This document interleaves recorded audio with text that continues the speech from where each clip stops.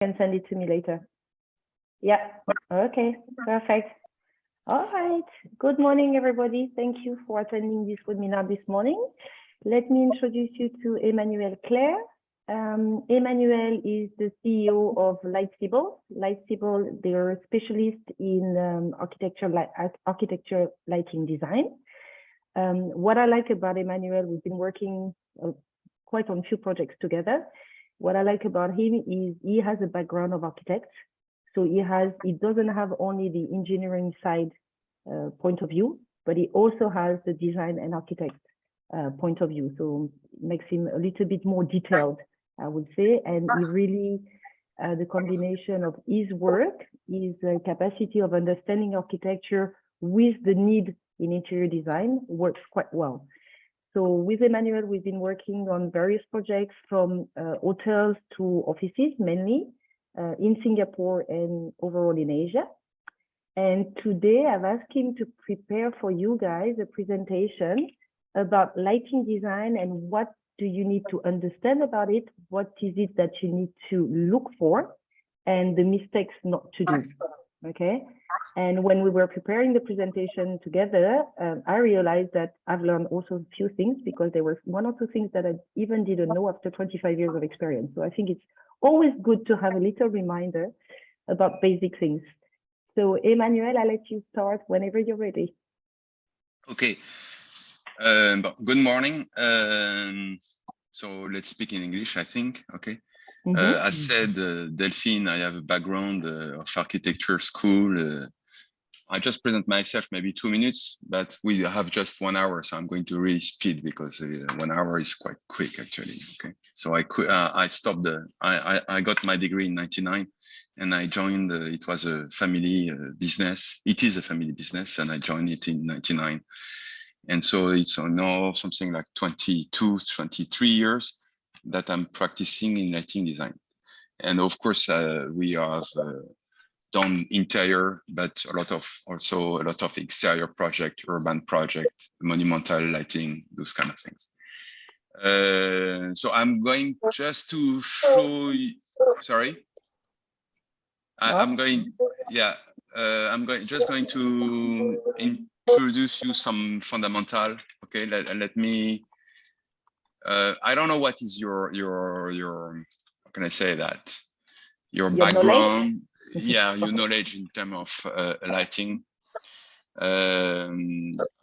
So okay. You should have the full page now. Okay, I'm going to explain you just a few fundamentals about what is the light, some notion about the lighting, some notion about the lighting fixtures, and after I'm going to do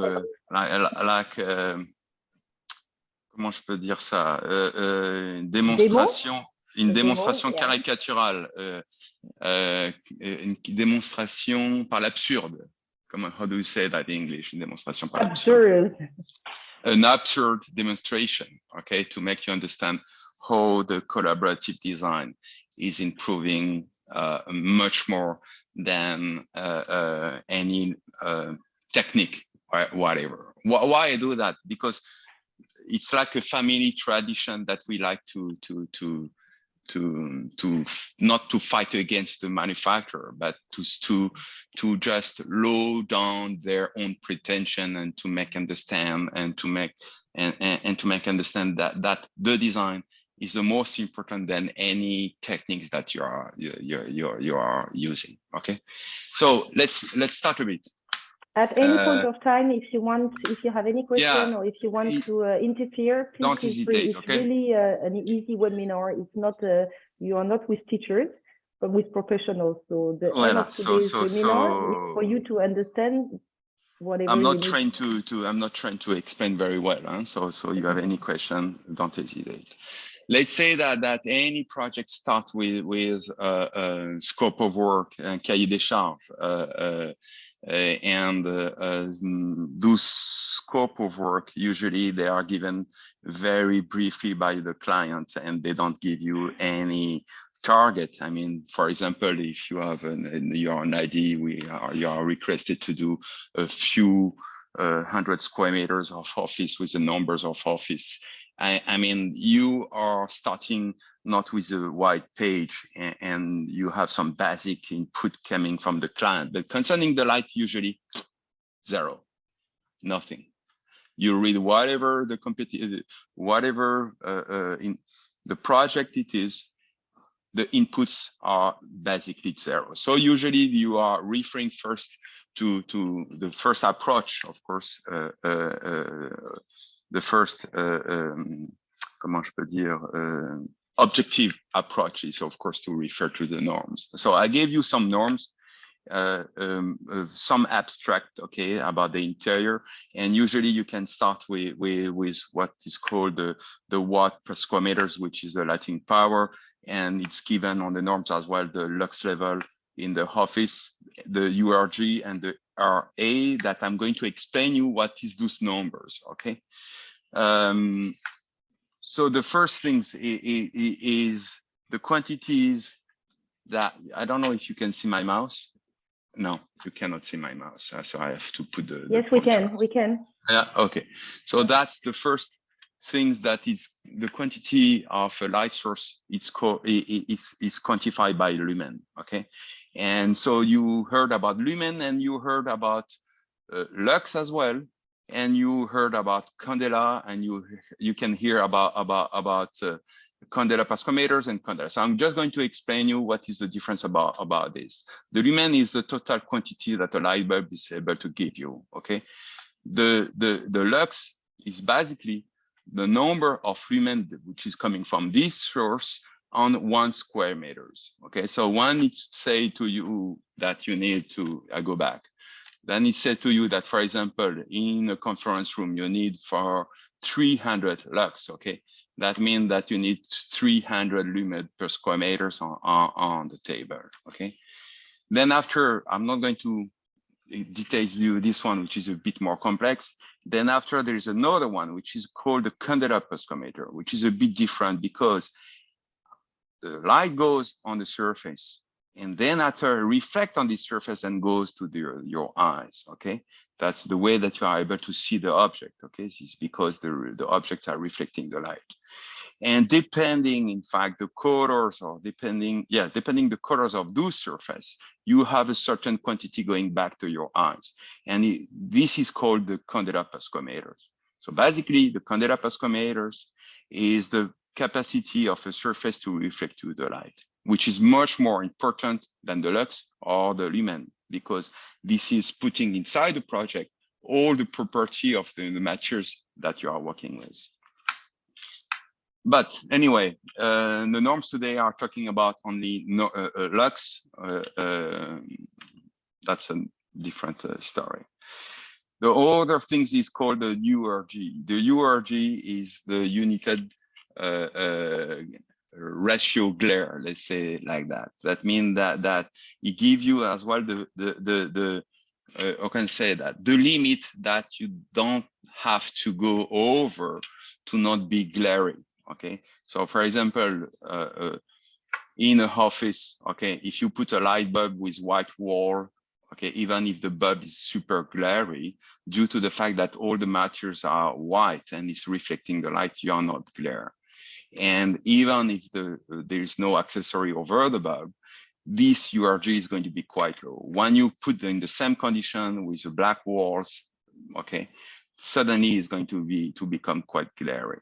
So in the norms, they gave you a certain limit to not go over. So that is called the UGR. The RA is the capacity of the light to give you all the colors of a material. Means that when you go to when you are referring to the sun, of course has all the spectrum of the light. From, okay, you know that the light has different colors inside, of course, okay, and so when the sun is lighting, for example, an object, okay, this object is reflecting all the colors. Just make you understand that a color is, in fact, when the color is red, is because it's absorbing all the spectrum of the sun but not the red. So the red is reflecting to your eyes. That's why you can see it red. When your surface is yellow, it's because, one more time, all the spectrum of the sun is absorbed by the materials, but not the yellow. That's why you can see yellow. That's why when it's black, it's absorbing all the spectrum and you cannot see it. Of course, you can see the black object, but there is not reflecting. It's not reflecting light. And when it's white, is because it's reflecting the entire spectrum. You get this one? Okay. So you can imagine that if the light source that you are using is not giving you back, is not emitting the entire spectrum of the light, you are going to be exposed to some troubles. Okay. And so those numbers, in fact, and these numbers, the RA, it goes to 0 to 100. Okay, more it close to 100, more the spectrum is good. In fact, so the more the colors, more all the colors are in the spectrum of the light.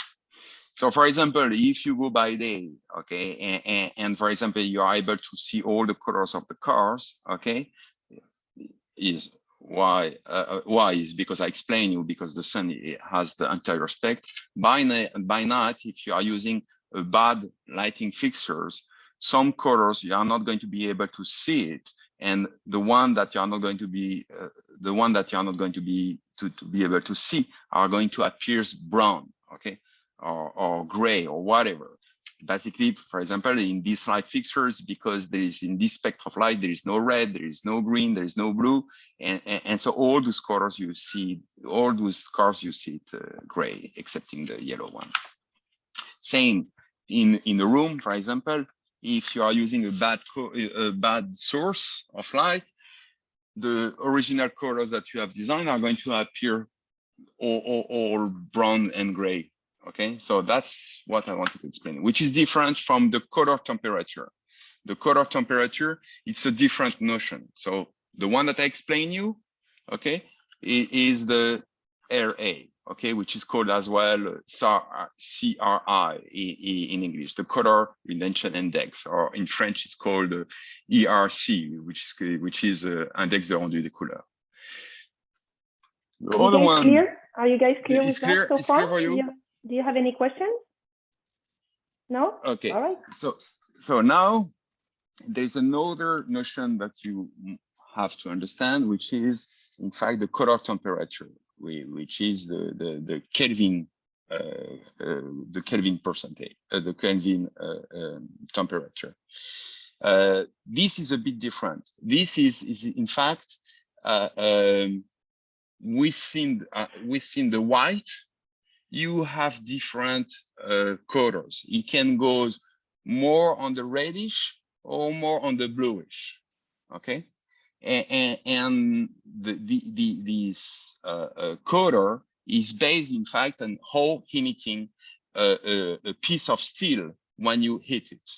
So when it's at 1,100 Kelvin, it's emitting reddish color.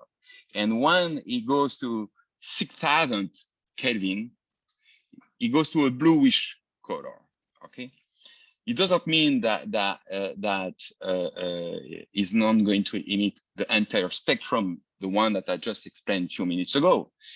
It's just that within this the spectrum of light, it goes more to the reddish or more to the bluish. Okay.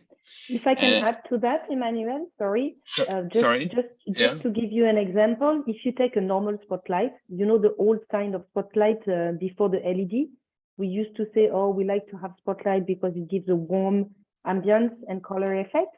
Those colors were more towards 1,800K. Okay, and when you see a very white light, like your fluorescent tube, which is very white, which appears very bright, it's more towards 6,000K. So just to give you an example of something you can, you know. It's what you hear as well sometimes, which is called the warm light, the warm light, or the cold light. Okay, it is this color temperature, this Kelvin color.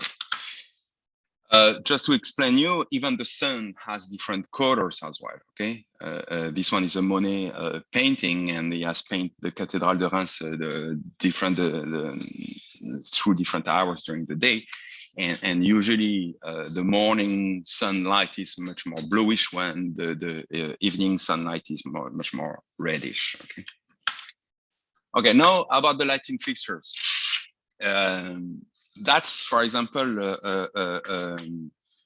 how is an LED fixture. He has a emitting source, okay? He has a lens, and he has a collector, okay? Why I just want to introduce you a bit about that is just that I want to make you understand that accepting the LED source that you have to consider like a light source, like a bulb, like an incandescent bulb, okay? The engineering all around this light source is not a big invention, okay? I mean, mainly the manufacturer are going to come to you and to say that their invention are the top on the market, etc. I just want to make you understand that the principle of emitting source, of a reflector, of a lens, are existing since centuries and centuries. Okay, so for example, here it's a fire lamp. Okay, 200 years ago, and you still have the same trick. Okay, you have the emitting source, which was a fire. You have the reflector, and you have the lens. Okay, these principles are the same since centuries. Okay, that's just to make you a joke, but that's real. This is a cave 70,000 before Jesus Christ, okay? And the guys were using oil, okay?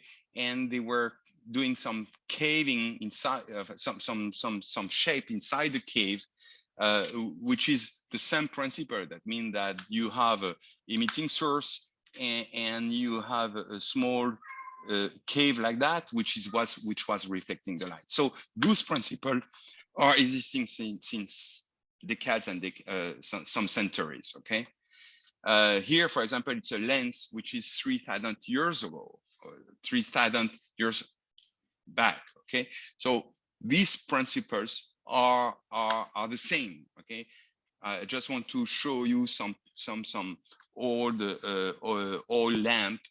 And it's the same, one more time, it's the same principle. You have the fire, you have the lens, and you have the collector behind. Those oil lamp, for example, you can have some reflectors, or the reflector was oriented to create a spotlight. Okay, that means that you have inside here the burning point, and the reflector was orienting all the light in one direction. Same, it was, we're talking about 500 years ago, okay? And this it was some tricks, some accessories to dim the light, okay? They were putting a cover like that, and it was able to dim the lighting level coming from a candle. And here it was an invention of Leonardo da Vinci. It was a gobo fixture, okay? This is a lampshade. This is our lampshade today. We're talking about the 15th century, okay, where there is a candle inside and an image and a lens, and it was able to project the lighting fixture, to project an image. So what I want to show you is that all this engineering around the light is not new, okay, and it's making the fundamental of a lighting fixture. For example, the suspended lantern, the shape and the hat that you have over is not coming from nowhere. It's coming from the fact that you are studying how to reflect the entire light coming from the candle and to be able to bounce back to the floor. Okay. When the Edison bulbs were coming, we were as well developing. They were as well developing the same principle. The light bulb, the reflector, the lens. So all this technology is coming from years and years. It's just that's my logo of my company. Okay. In fact, just to make it fun. We use it like a logo because we are totally fan of this kind of lens, which is called lentille de Fresnel. In fact, it's a lens which is able to emit horizontally all the light emitting from a source. Okay, that means that here you have your light source, and due to the shape here, is emitting horizontally like a Canon light. Okay, and is what you can see.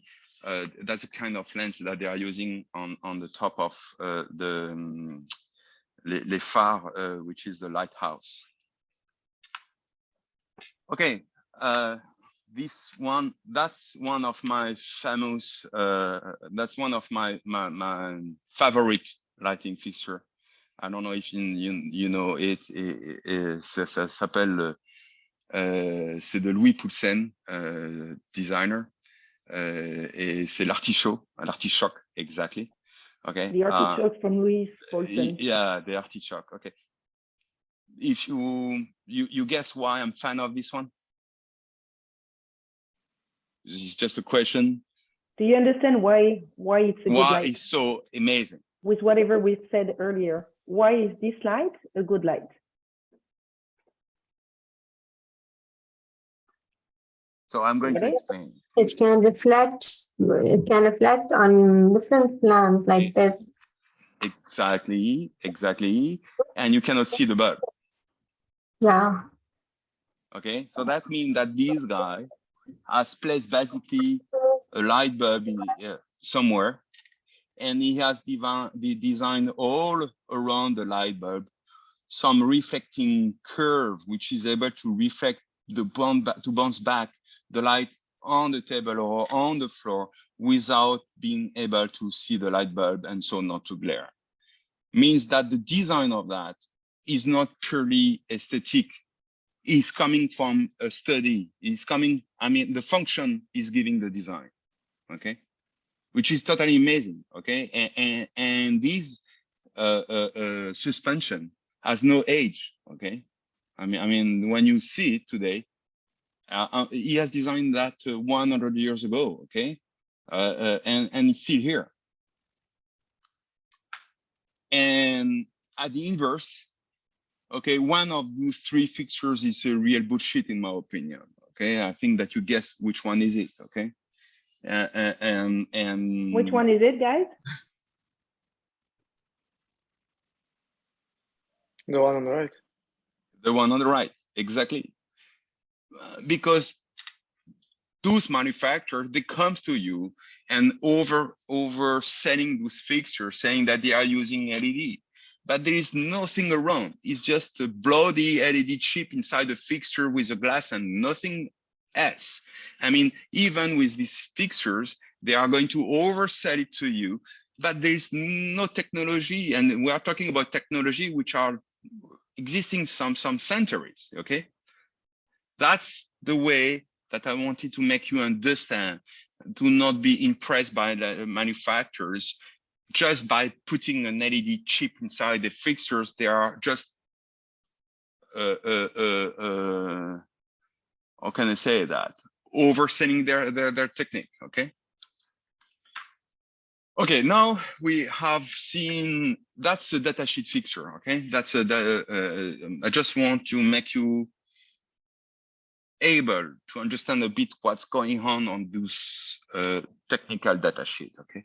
So we have talked about the color light, which is the warm light, which is the Kelvin, okay? We have talked about let's say this could be between around 1800K to 2000K. This exactly. Is what we call so warm light. Here, for example, they call it warm light. So we guess that is going to be around the 3000K. We have talked about the CRI, which is the color index. Okay, so you see that is 92, so it's quite close to the sunlight, the spectrum of the sun, which is giving the anterior spectrum of the light. We have talked about the lumen, and sometimes you can see which is called the IP as well.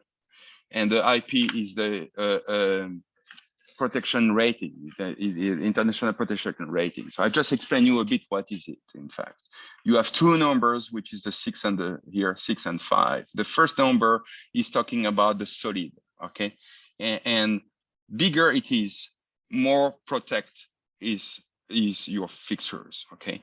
So when you have 0, you have no protection against anything. And when it's 6, there's no dust able to go inside your lighting fixture. The second number is talking about the liquid, okay? And same principle. Higher it is, more protected your lighting fixture is. Okay, so for example, here, if you have a 65, that means that there is, let me read it, okay? That means that, for example, there is a test which has been succeed with at least 3 minutes, okay? And certain numbers of water projected on the fixture under a certain pressure, and the lighting fixture is safe, okay? So Emmanuel, for example, if I'm putting a light, let's say a pendant light into a bathroom, and I want to use a bulb, yeah, my bulb should be IP65. So here it's again a different. The principle is there, okay? But inside the bathroom, you have different locations inside the bathroom. That means that if you want to put a lighting fixture inside your bath tube, it has to be 68. If you are within 2 meters around your bathroom, it has to be IPX4,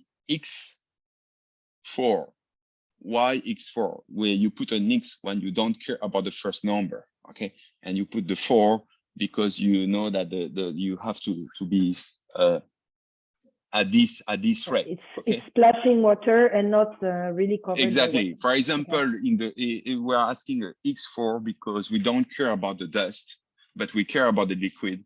So you put X4, the first number comes X because you don't care about it.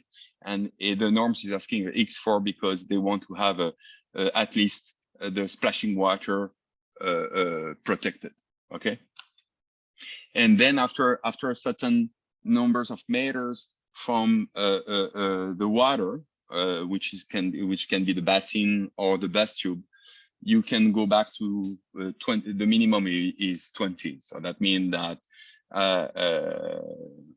do not put your finger, and 0, that there is no water protection.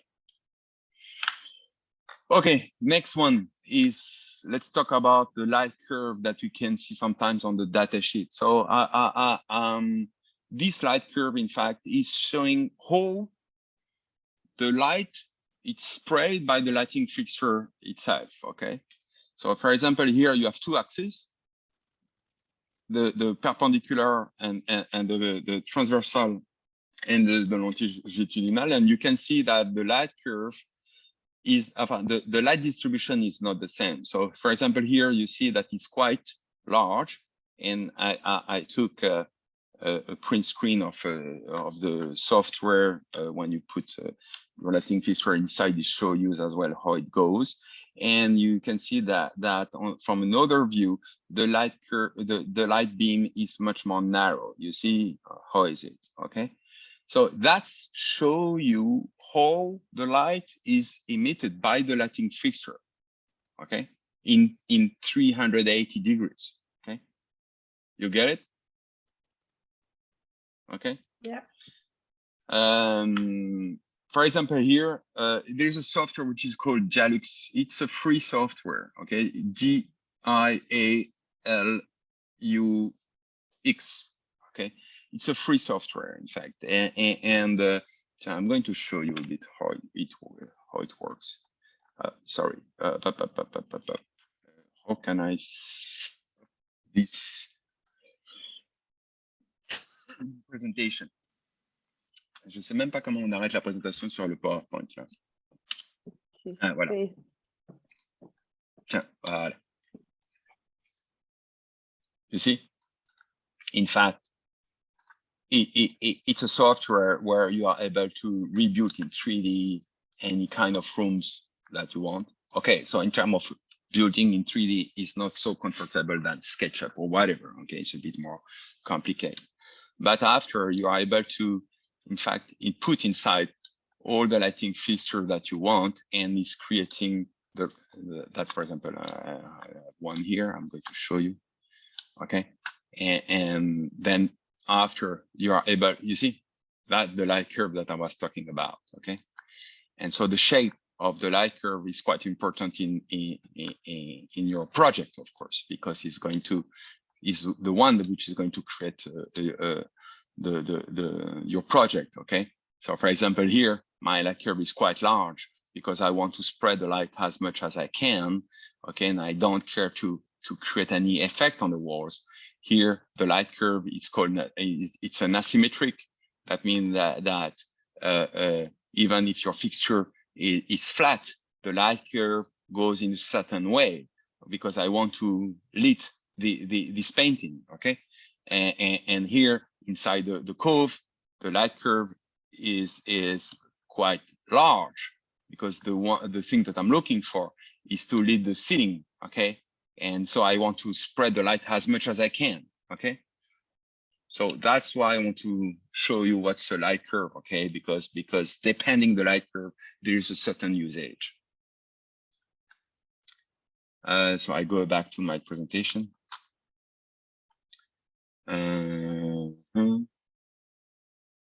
Yeah, I know. I don't know why. I don't. Do you have any questions, guys? Are you clear? Any comments now? Okay, so now I'm going to do this. How can I say that? This stupid demonstration to show you, absurd demonstration to show you how the collaborative design is much more important than any techniques or whatever. So let's go back to the norms, okay?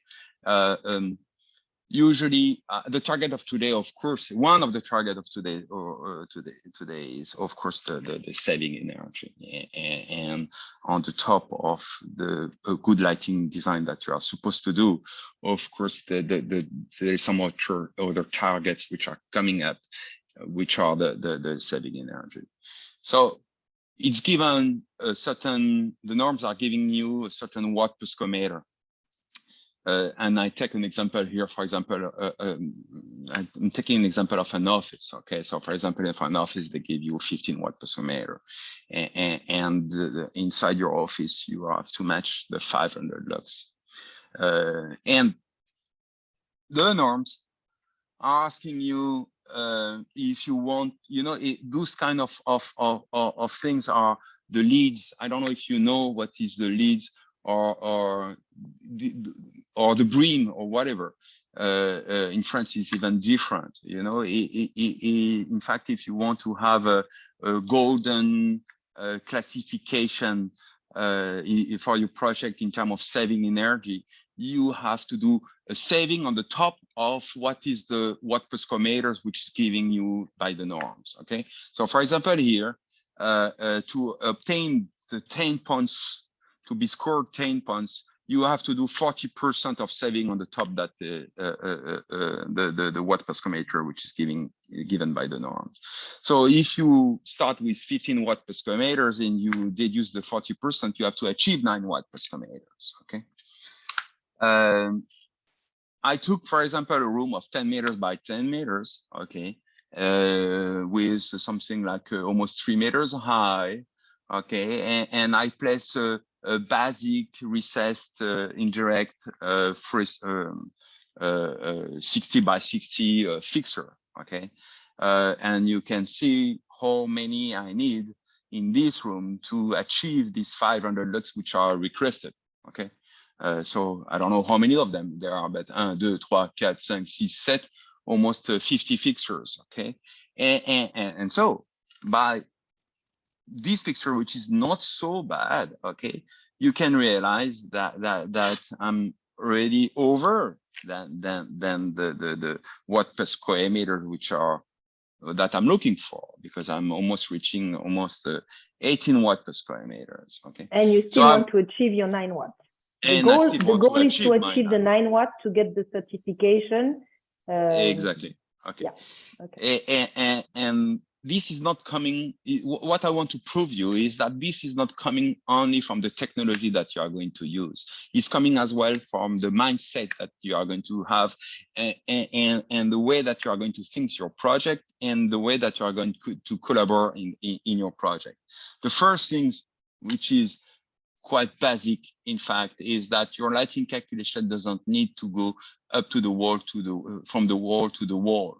That means that when you are I go back, you see that the light is mainly concentrated inside of the room, which is making sense because the light is overlapping from one fixture to another fixture. So the center of your room is going to be whatever you do is going to be more intense in the center than in the corner, okay?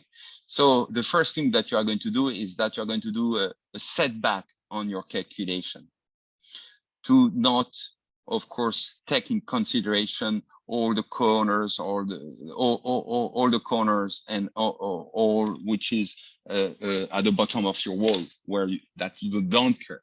By doing this setback, in fact, you can see that the average lighting level, okay, is bouncing high, okay, and even if your watt per square meters is the same, okay. So based on that, you can reduce your numbers of lighting fixtures based on the fact that you have set back your lighting calculation surface, okay.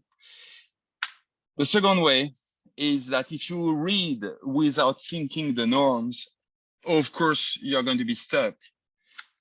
I mean, they are requesting you the 500 lux in the office, but basically you have to understand that it's requested this 500 lux only on the task area, okay? Because in fact, inside the task area, sorry, Emmanuel, to jump in, the task area is the surface of the desk, is where you are really working, okay? That you cannot, you see what I mean? You are going to do writing, typing, reading, data processing, or filling. That's the task area. And they don't write it like that, but you have to understand by yourself that inside an open space, of course, you have some circulation, and the circulation, you are going to find it in all the chapter of the norms, where they are going to tell you that you can go to 150 lux, okay? So that means that you have, instead of flashing everywhere your fixtures, okay, and trying to reach your 500 lux everywhere, you have to design a certain way where you have already to delimited the area where you are going to work and not, or you are going to circulate. It looks to be quite stupid when I'm saying that, okay? But in fact, there's many projects where this job is not done, okay? Where in terms of lighting is not done, where you are not going to spend your necessary time to allocate the spaces where I need to have the task lighting, where I need to have the circulation to create different area of lighting level, okay? So of course, the way that you can design it is that as soon as you are going to know where are going to be the task light, you can imagine that your lighting fixtures, which are over your head, are going to do the general lighting level for the circulation. And then after, you have some accentuation for your task lighting.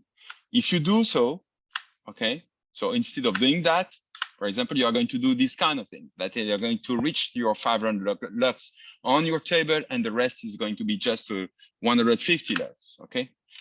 By doing these kind of things, okay, you can see that I can reach here is the calculation only over the table, and that's for my circulation. And by doing so, that means that I can do 40% of setting, okay? Even for 43. And now, you reach less than 9. You're already less than 9. So you have your savings that you wanted to get your certification. So now I do another exercise, which is showing you that your design has a strong impact in the lighting design, okay? As I was showing you previously, the colors of the materials are quite important in the lighting calculation because it's reflecting, depending the reflection, depending a white or black color, is not going to reflect the same amount of light. So here, for example, the percentage of the reflection on the floor ceiling is 70%. 70% is white, okay? It's almost the white. As soon as we're going to do white colors inside your office, I will need much more less light to achieve the lighting level requested. Okay, so that means that if you favoritize bright colors, you are going to do saving energy by yourself. Is it bright or is it light? Because it's light. Two different things. It's light. Light. It's light. Light. Okay, it's so not light bright. It's colors. Light colors. Okay. Exactly. Okay. Because if I take a deep red, it's bright, but it's not light. You're right. Light. Okay. It's not bright. It's light. Yeah. You're right. And at the inverse, okay, I did the calculation with only 20% of reflection, okay? And you can see that even if I work properly with some task light, etc., okay, I go back to this huge consumption of energy just because you have put dark colors inside your room. Okay, so for example, here I did the calculation with only 20%. Okay, and I had to increase the total lighting power to achieve the same lighting level. Okay, you get it? Clear, guys? Okay. Okay, and the total absurdity, if I go on this way, is to put dark colors everywhere with not locating where the task is going to be done. So that means that you are going to put 500 lux everywhere with dark colors. And you see here you go to 20 watt per square meters. Okay, so it's a bit absurd as a demonstration, but this has nothing to do with the lighting fixture itself. This has to do with your design. Okay. Bon, alors, some typical cases. This one is the Bolero office that I have worked with Delphine. Okay. And it's just to show you, in fact, on this project, we have worked on this way. Okay. So that means the first things that we have defined, I mean, a layout like that is quite clear. It's quite straightforward. You know where are the circulation, where is the task light. Okay? There's not a big effort on my side to understand it. Okay? But anyway, same things. That means that you are going to use a general lighting level all around, okay, to make this, to achieve this low lighting level for the circulation. And then after, over the table, you are going to put your punctuation. How much is the circulation level, guys? Remember? Circulation? Sorry, Sergey, we can't hear you. Which level? Circulation one, the one over the circulation. How many watts are we doing? Yeah, well done. And above the workspace? 500. Good, perfect. That's good. Yeah. And so by doing, okay, so that means that over the task lighting, it can be done or with decorative lighting fixtures or with even spotlight, whatever you want to design, okay? But it's not going to be the same, which is for the circulation for sure. You are going to create, as I said, a punctuation where the over the task area, okay? So that's the simulation done on the Cibles software, and then after that's the realization.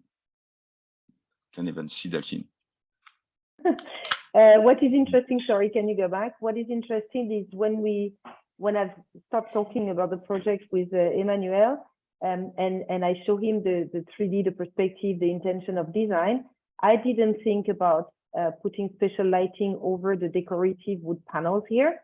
And when he suggested it and he showed us the 3D, everything was so much enhanced. All the design suddenly was so much cleaner and straighter due to the light. So the effect of the light is part of the design. And this is where I was telling you that collaboration between the light and the design, when you put it together, it makes the project a lot more refined than when you just work on your design and then you just put normal lighting. So think about it. Okay, another office that we did is the one of the Chopard office in Singapore. Okay, so one of the first work that I did is that we seen the area that I have highlighted. Okay, I say to the client that there is a certain circulation. There is somewhere where is the task light. For example, the atelier of jewelry here, which is this one. Okay, of course I didn't do the two different colors that I should do here, but I explained him that on over the table is we are going to reach this lighting level, and on the circulation we are going to achieve the minimum 100 lux. Okay, same for the circulation. So it's like a strategy. Okay, I mean, you take your plan and you identify the needs on your plane, and you establish the strategy with the client. Okay, that's the lighting calculation done with the software that I was talking about. Okay, and you can see that for example in the watch atelier or inside the boardroom, the boardroom, how the light is spread in the area. Okay, so that means that in circulation you are reaching this lighting level, which is around there, the 100, 200 lux. Okay, and over the task area, you are reaching the 800 needed. Okay, and then after, the way that I'm presenting is that through the simulation that I do, I explain what kind of fixtures and what kind of job they are doing, and how the light is reflected. Okay. So for example, here it's a wall washer. Okay, it's the same that I show you in the corridor. Okay, you see the shape of the reflector. Okay, it's not symmetric, it's asymmetric. I mean, this one is symmetric, the light bulb is inside, right in the center. It makes the same job, sorry, Emmanuel, is the asymmetric one making the same job as adjustable light? Yeah, more or less, yes. More or less, yes. Okay. The only thing is that, I don't know if you can design on the top of this. Yeah, that means that when you have an asymmetric fixture, I do a section, okay? That the ceiling and that the wall, the light source is there. The light curve is going to be like, sorry, I designed very badly. Okay, never mind. The design is going to be, the light curve is going to be asymmetric like this. Okay. That means a certain intensity is more here to make the wall uniform. Okay. When you have a oriented fixture, usually it's symmetric. And then you turn it. So when you turn it, it's going to come like this. But you see here and here, nothing is happening. That's why it makes a kind of scallop on the wall, right? What I call a scallop. It looks like a big round on the wall, which is not very nice. It's nicer when it's more spreaded. Exactly. Okay. So that means that you use those kind. I'm trying to make it red, but when you use asymmetric fixture instead of orientable fixture, the top of your wall is going to be bright. When oriented fixture is going to do some lines of light without the light in between. Okay.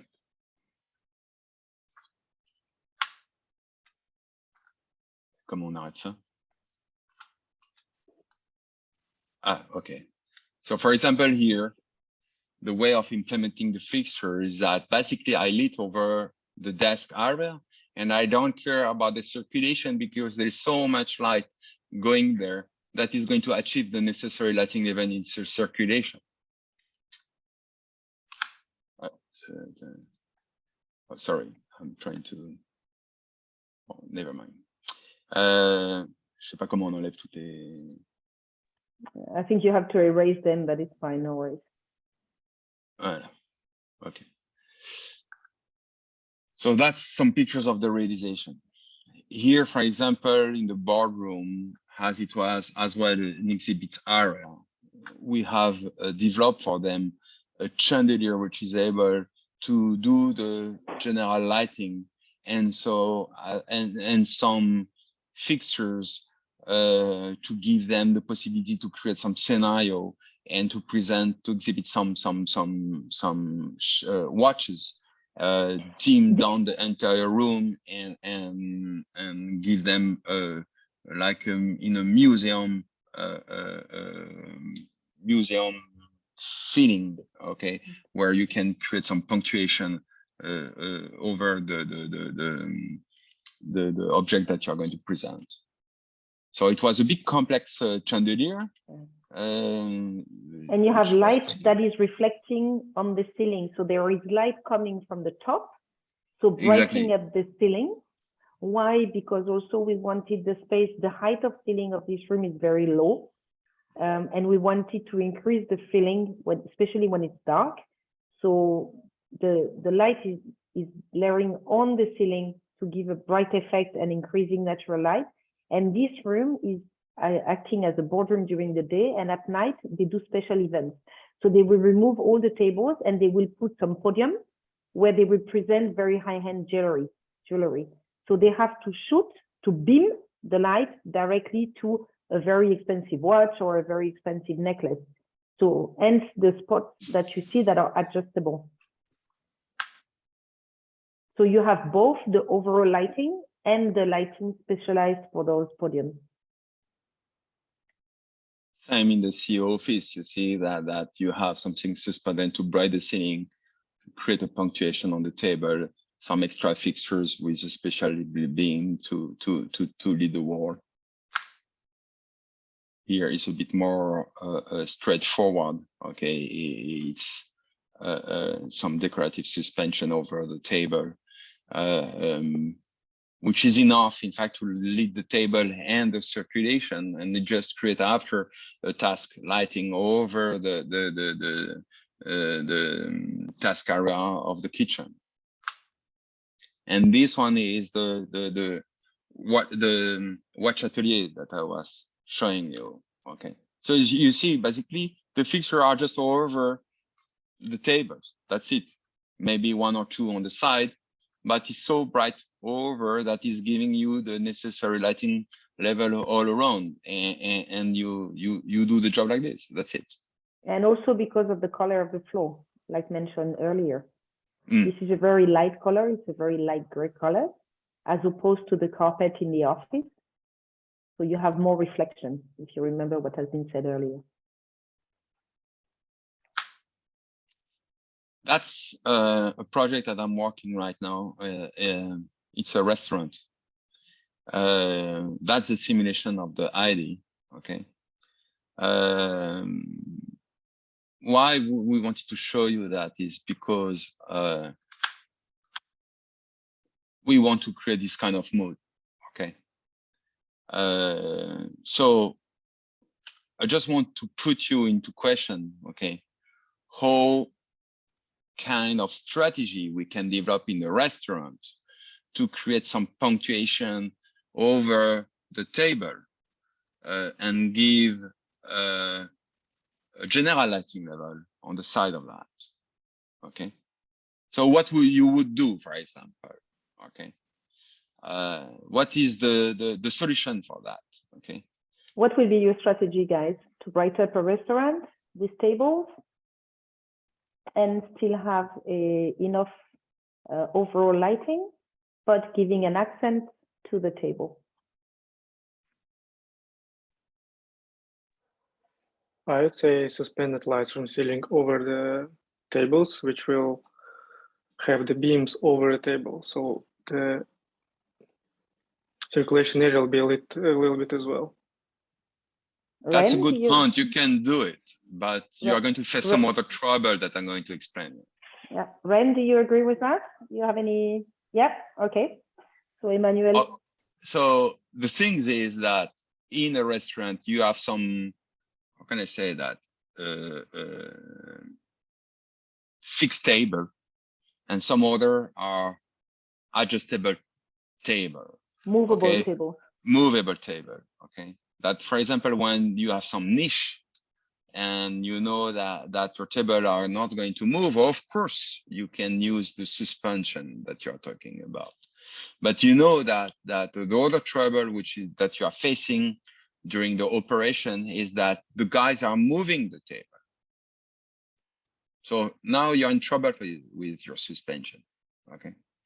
The other solution, of course, is to put adjustable fixtures in the ceiling. But you cannot imagine that the guys are going to adjust your fixture when you are going to move your table. Okay. So the way that I'm proposing the client is that you cannot see it here. Okay. But we are using very small fixtures, which are the rate point here, and is going to give you the general lighting level. And over the fixed table, yes, you can put the downlight that you were talking about. But for the movable table, unfortunately, you don't have any other choice than to put a table light. Okay. So that's why I was showing you this. Okay. That means that the general lighting level is going to come from the ceiling with some fixture which are so small that is going to disappear in the ceiling. That's one of the huge things that the LED is bringing you, is that you can miniaturize the lighting fixtures, which is amazing. And then here, for example, you have some wall washer, which is going to do the painting, and some fixtures as well, which is going to create a punctuation on the table.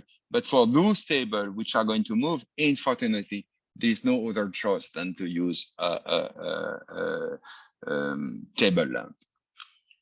And this can be integrated from, I mean, I have put a table lamp here, okay, but this can be developed in terms of design, okay? You can maybe imagine the table which is already integrating its own table lamp. You see what I mean? So that's the kind of layout that I was proposing to the client, okay? Guys, I know it's time for the Zoom to end. If you have a little bit, are you done, Emmanuel? Or I think I'm done. Yeah, it was finished. That was the last example. Perfect. Yeah. Thank you so much. Do you guys have any question? We can still stay a little bit longer if you guys have any question, or if you need any specifications or anything you would like to know. Anything you would like to ask Emmanuel, since we got him? Yeah, I wanted to ask it about those table lamps. Do you power them with the batteries, or how? If you move the table, it means the power supply should also be movable, right? Yeah, but it's on battery. Okay. It's on battery. It's what the LED is bringing you today, is that you can miniaturize the lighting fixtures very easily, and the consumption is allowing you to put some fixtures on battery as well. But if you have to plug it, of course, you still have the same trouble. Okay. I mean, that's why candles are so good as well. No, I mean, sometimes, you know, hey, come on, in your house, are you going to put some downlights in your ceiling?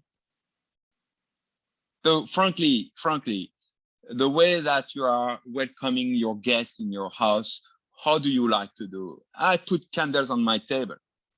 Mm-hmm. Yeah. It's welcoming. I'm not developing warm.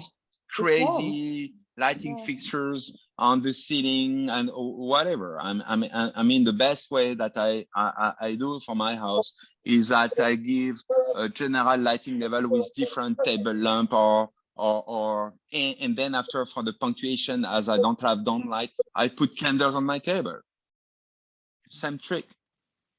But does that depend also on culture, Emmanuel? Like you've been Of living course. in Asia. That's where I met Of you. course. I'm living in Asia, and in Asia, people like places to be much more brighter than us in Europe, for example. That's right. I mean, that's very even European approach to create some cozy.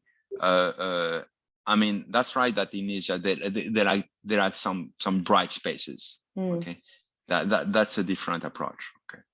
So this is one question that should arise when you have your own clients. You should always ask them what type of lighting do they like. Do they like their place to be very bright, or do they like ambient lighting? And you could give them the choice as part of the design. Say, okay, during the day you can have that. In the evening you can have 1 or 2 different ambience depending on which light you're going to switch on and off. Is it more task lighting or is it more ambient lighting?